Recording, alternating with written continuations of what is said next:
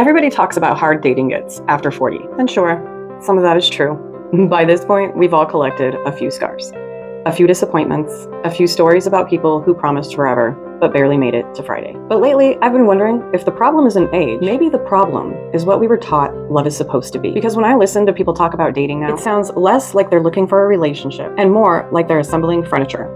Everything has become instructions, requirements, qualifications, checklists. We ask about attachment styles, credit scores, future plans, communication habits, relationship history. And don't misunderstand me, some of those are very important. But somewhere in all of that, love became a spreadsheet. I don't think love was ever supposed to be a spreadsheet. But somewhere along the way, we started treating it like one. Like you're sitting in your cubicle on Monday morning, fluorescent lights humming above your head, scrolling through people the way you'd scroll through work emails. Does this one meet the requirements? Is this one efficient? Is this one aligned with long-term goals? And suddenly, love doesn't feel like love anymore. It feels like data entry for the heart. But I think love was supposed to be an experience, a living thing, a thing that breathes, a thing that changes you, a thing that surprises you.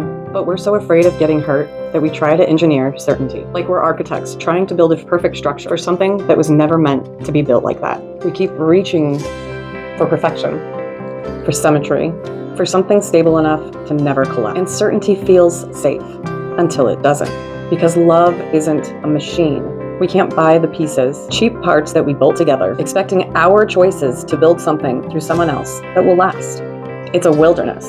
It's wild. It's instinctual. Something closer to animals than architecture. And I think that's what we've forgotten, not just in dating.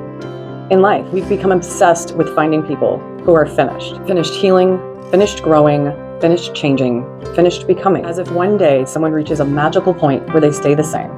Forever. As if love is supposed to freeze them. Like time stops moving because we decided to care about them. But that's not being alive.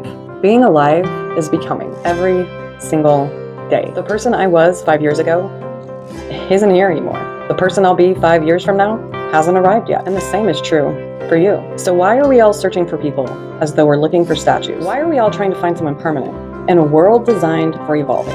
I don't want a relationship that feels like a business merger. I don't want to sit across from someone and negotiate terms and conditions. I don't want to be chosen because I fit neatly into a pre-existing life. I don't want to be someone's final puzzle piece. I don't think people are puzzles. I want something messier than that. Something more human.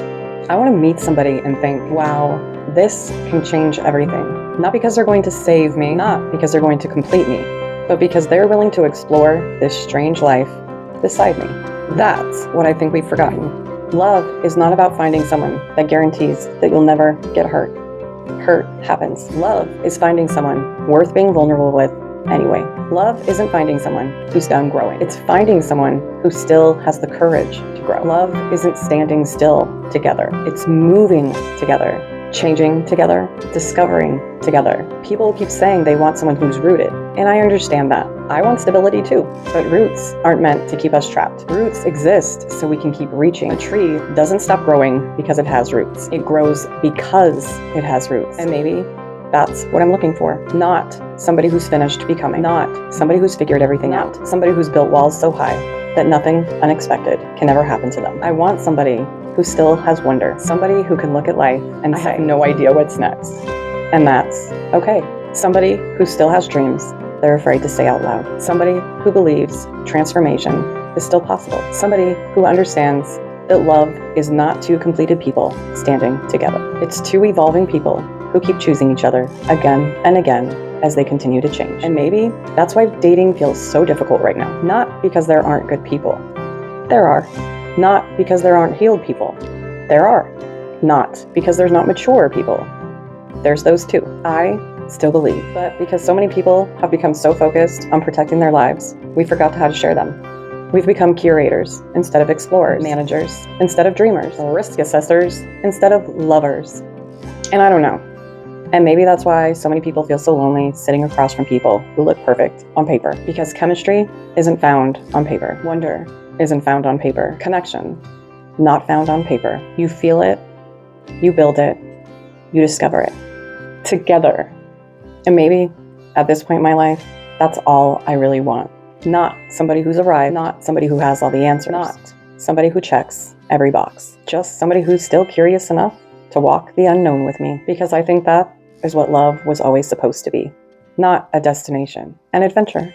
And adventures, by their very nature, require us to stop pretending that we know where we're going. This is the Introverted Coach guiding you home. I love you all. Stay golden, and I will see you in part 2.